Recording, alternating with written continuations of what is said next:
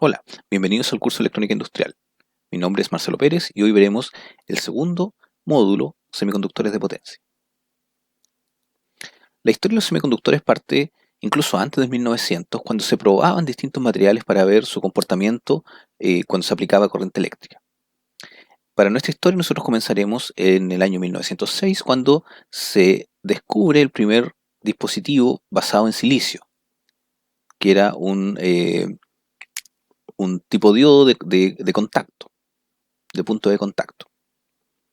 Lamentablemente, en esas mismas fechas también se descubrió el tubo al vacío.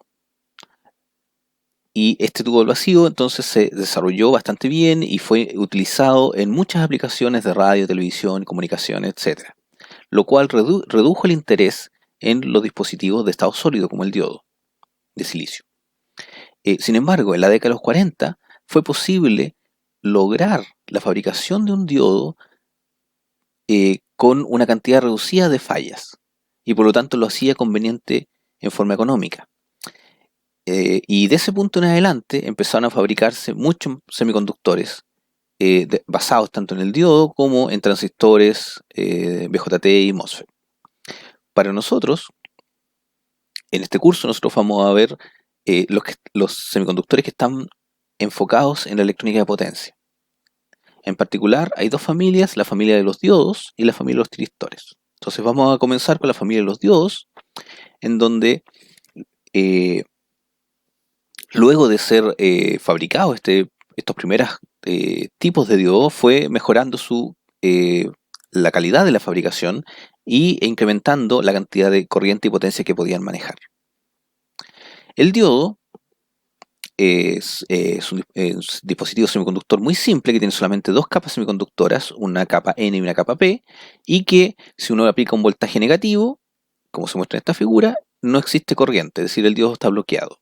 Y si uno aplica un voltaje positivo, entre el ánodo y el cátodo, entonces hay circulación de corriente. Una vez que hay circulación de corriente, la juntura se mantiene polarizada hasta que la corriente se corte. Existen muchos tipos de empaquetados de diodos, de los cuales ustedes probablemente estén más familiarizados con los axiales, que son los primeros que se muestran acá. Sin embargo, para electrónica de potencia, la mayor eh, cambio que se ha producido, desarrollo que se ha producido dentro de los diodos ha sido en su tipo de empaquetamiento, en su forma de construcción, en donde se pudieron lograr diodos de encapsulado TO220, TO247, que son los que se muestran acá arriba, en donde es muy fácil conectar un disipador para poder sacar el exceso de calor que genera la juntura. Si vamos a corriente incluso mayores, se desarrollaron los de montaje en panel, que está acá abajo, en donde se puede atornillar al disipador, o incluso los hockey pack, que son estos que están acá, en donde la parte superior corresponde al ánodo, el inferior al cátodo, y como pueden ver tiene una gran superficie de disipación. ¿Ya? El problema de los diodos es que los diodos no son controlables. Es decir, se encienden y se apagan solamente por las características del circuito al cual están conectados, lo cual no es muy útil para electrónica para poder controlar la potencia. Y por lo tanto, desde que se fabricó el primer diodo, empezaron a haber intentos de hacer un diodo que pudiera apagarse y encenderse. En el año 56 del siglo pasado también, recién se descubrió el primer dispositivo que se podía apagar, que se podía encender, perdón, el tiristor o SCR. Y este dispositivo, desde mi punto de vista, marca el inicio de la electrónica de potencia basada en dispositivos de estado sólido. ¿Mm?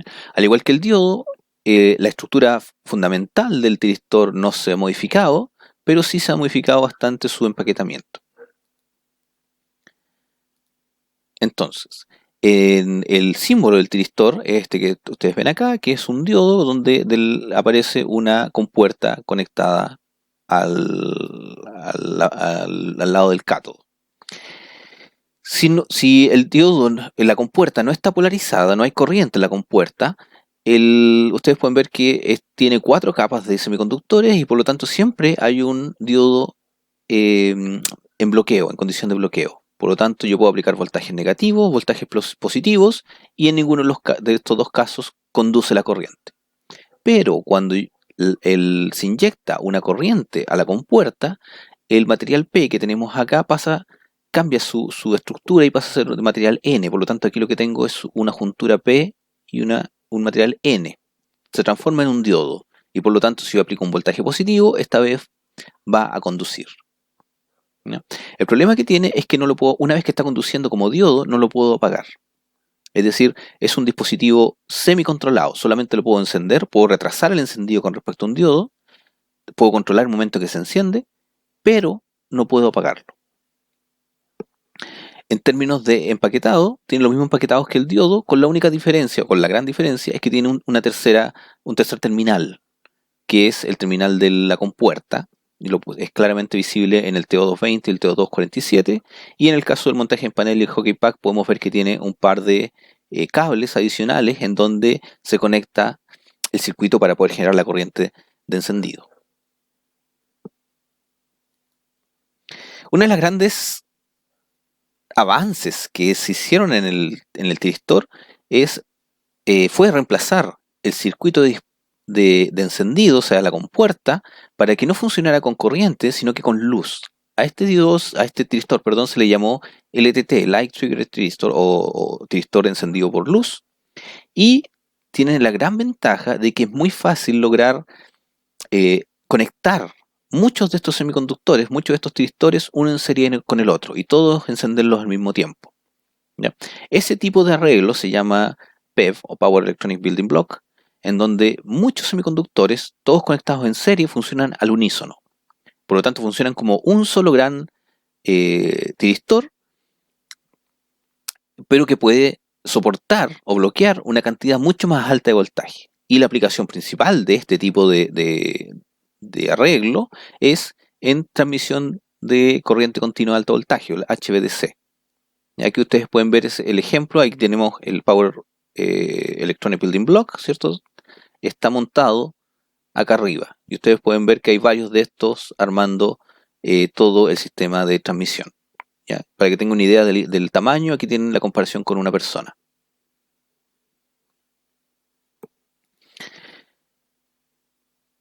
Bien, pero aún tenemos el problema de que el tiristor no se puede apagar.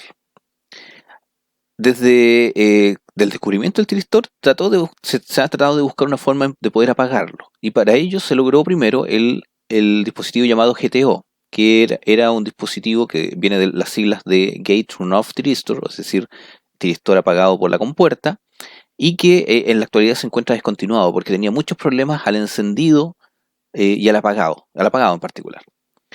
Y fue reemplazado por el IGCT, que es el que vamos a realizar ahora.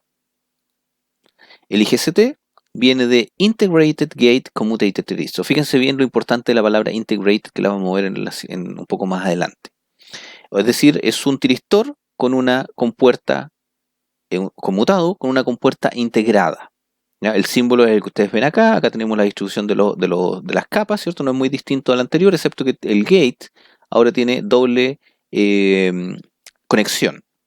Y en su respuesta de voltaje corriente podemos ver que si está apagado, si no hay corriente en el gate, se comporta como un tiristor apagado, ¿cierto? No tiene, no deja circular corriente.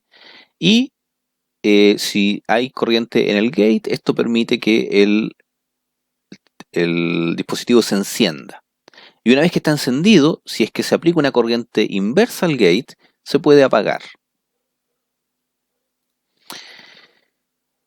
Como lo menciona su nombre, Integrated significa que tiene su circuito de control de compuerta, es decir, el circuito que nos permite generar la corriente de encendido y apagado está integrado al dispositivo. O sea, el dispositivo no lo venden solo, que es este de acá, sino que siempre viene integrado. De ahí el nombre. Y como les mencioné antes, para poder apagarlo, ¿y por qué está integrado? Porque para poder apagar el dispositivo necesito unas muy altas corrientes en el gate, aproximadamente la misma corriente del circuito principal. Y hablando de dispositivos más o menos de los que se muestran en esta figura, estamos cerca de los 1000 amperes. Es decir, necesitamos 1000 amperes circulando por el gate, pero por un muy pequeño periodo de tiempo. Es decir, la potencia realmente no es tan alta, porque si bien la corriente es muy alta, el voltaje es muy bajo y la cantidad de tiempo también. ¿Ya? Ahora, para poder lograr esa corriente tan alta, la única forma de hacerlo es a través de un arreglo de condensadores, que se cargan. Este circuito se preocupa de cargarlos en serie para poder cargarlos sin un impacto la fuente, ¿cierto? Que lo está cargando, y luego al descargarlos hacia el gate, se descargan en paralelo. Y por lo tanto pueden de esa forma generar una muy alta corriente. Ahora, debido a ese ciclo, ¿cierto? De que tienen que ser, estos condensadores tienen que ser cargados para después poder descargarlos y apagar el IGCT, la frecuencia de operación no es muy alta, es siempre menor a 1 kHz. Eso es en cuanto a la familia de los diodos. Eh, Ahora, en cuanto a los tiristores, tenemos el BJT, ¿cierto? Que se descubrió por ahí cerca del año 50, un poquito antes del año 50, y que se ocupa mucho en circuitos electrónicos por la característica de ganancia que tiene de corriente. ¿Cierto? Que la corriente en la rama principal entre el colector y el emisor es un valor, una ganancia con respecto a la corriente que hay entre la base y el emisor. ¿Ya? Y por lo tanto se pueden hacer amplificadores y distintos circuitos electrónicos, como ya les mencioné. Sin embargo, es debido a esta misma característica que funciona con corriente, la operación en corte y saturación genera una dinámica, es decir, se demora el circuito, el dispositivo, entre ir de un punto en el cual está en saturación hasta un punto en el cual está en corte. Y esa dinámica entonces nos lo hace muy atractivo para electrónica de potencia. Sin embargo, sí se pueden utilizar para amplificadores tipo A, o clase A, B y C.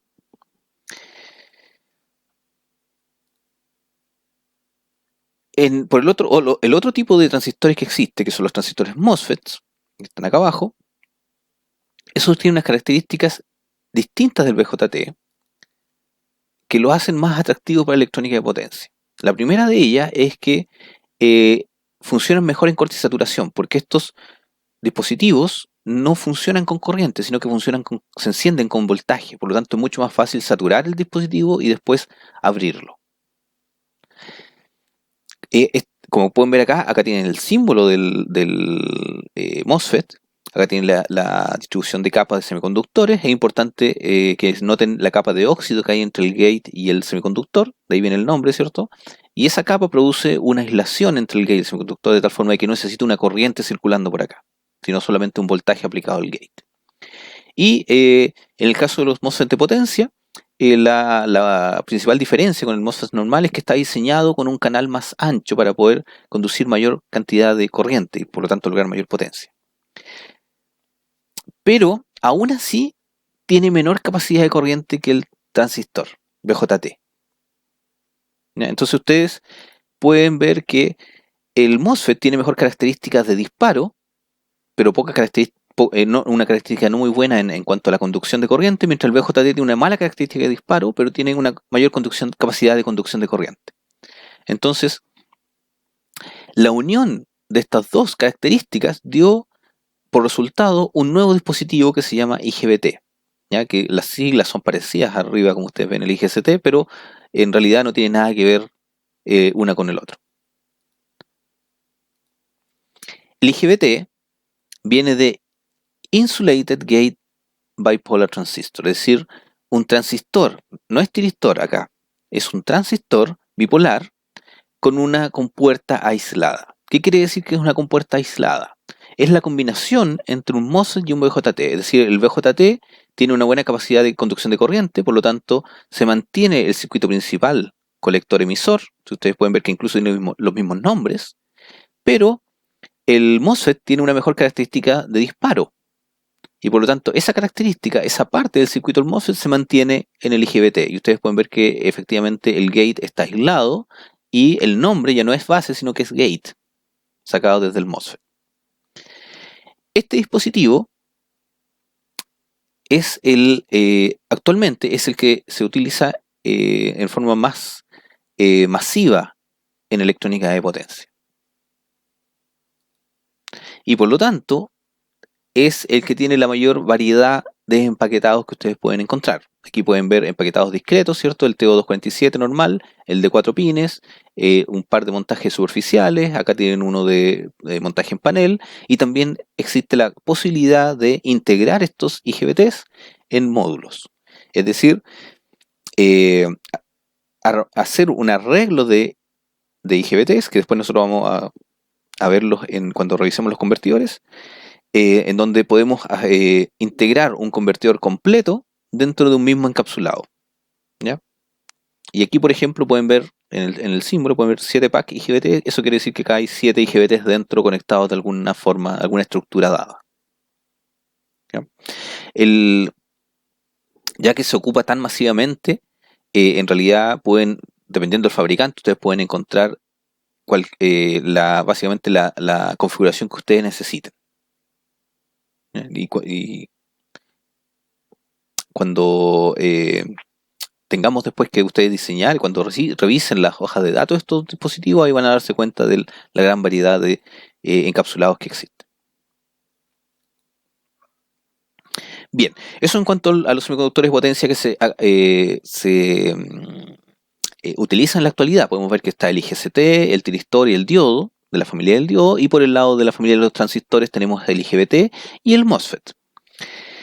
Sin embargo, se han seguido haciendo avances en el desarrollo de los semiconductores, no tanto en el dispositivo mismo, sino más que nada en el material constituyente, ¿ya? Uno de los primeros avances que se logró fue el uso de un material que se llama silicon carbide en reemplazo del silicio tradicional. Ese silicon carbide, o SiC en forma corta, permite varias características adicionales de estos tipos de semiconductores, y fue fabricado o ya comercializado a partir cerca del 2010.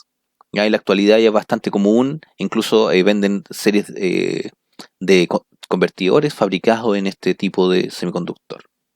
¿Cuáles son las características del SiC? Es que la primera es que puede doparse intensamente, mucho más intensamente que el silicio puro. Por lo tanto, puedo tener más electrones a disposición. Tiene una alta conductividad térmica, lo cual permite sacar el calor de la juntura rápidamente. Tiene un bajo coeficiente de dilatación, lo cual le permite, le da una mayor vida útil, porque cuando se calienta no tiene el problema de la dilatación, que es un problema que aparece en los ciclos térmicos, que vamos a ver más adelante cuando veamos el diseño de disipadores. También tiene un alto rango de temperatura, por lo tanto, aunque opere a alta temperatura, no se va a quemar. Y por último, tiene un alto voltaje de operación, mayor que el silicio. Todos estos elementos hacen que sea mucho más eficiente que el silicio. Y eso se puede ver en el gráfico que tenemos acá a la derecha. Este gráfico se lee, este pentágono, cada eje del pentágono corresponde a una característica física. Por ejemplo, la conductividad térmica está en este eje, la punto de fusión está en este eje y así los demás. Y el número, o qué tan lejos del centro está, indica qué tan bien se comporta en esa característica. Por ejemplo, el silicio, la línea naranja, tiene una buena conductividad térmica, pero el silicon carbide tiene una conductividad térmica aún mejor, ¿ya? Eso quiere decir que mientras más grande es el área, más grande el círculo del elemento que estamos eh, comparando, mejor va a ser su desempeño. Aquí podemos ver que claramente el silicon carbide en cada una de estas características sobrepasa las características del silicio puro, ¿ya? En particular tenemos acá el punto de fusión y la conductividad térmica, los cuales lo hacen eh, operar, factible de operar a alta temperatura. Tenemos el campo eléctrico de rotura y el ancho de banda de paso, que lo permiten operar a alto voltaje, y por último tenemos la velocidad de saturación, que le permite la operación a alta frecuencia. Entonces puede operar a mayor temperatura, mayor voltaje y mayor frecuencia que el silicio, ¿ya? Son tantas las ventajas que tiene este silicon carbide, es que en algunas industrias, como por ejemplo la solar, eh, en la actualidad ya casi no se fabrican convertidores basados en semiconductores de silicio, sino que la mayoría, o la gran mayoría, son en silicon carbide, para aumentar la eficiencia. Y por último tenemos los de gallium nitride, el material del nitruro de galio, que tiene también características adicionales al silicio. La principal característica de este tipo de material es que permite una reducción drástica del tamaño del dispositivo. Aquí ustedes pueden ver por comparación un dispositivo de silicio de 200 volts y otro de características similares pero de nitruro de galio. Y ustedes pueden ver que la diferencia de tamaño es importante. Además, este tipo de dispositivos tiene menos requerimiento de disipación, es decir, el disipador puede ser más pequeño. Y también permite una alta frecuencia de operación, es decir, todos los elementos magnéticos pueden ser más pequeños. Esas dos características redundan en que el tamaño del convertidor se puede ver drásticamente reducido.